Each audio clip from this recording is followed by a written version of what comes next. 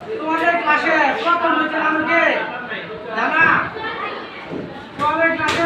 প্রথম হয়েছে যার নাম বসবে হাততালি দিবা ঠিক আছে প্রথম হয়েছে সাইন কিবরিয়া আসো হাততালি দাও সবাই সাইন কিবরিয়া এবারে পরীক্ষায় প্রথম এটা দরকার তার আর জোরে হাততালি দাও সবাই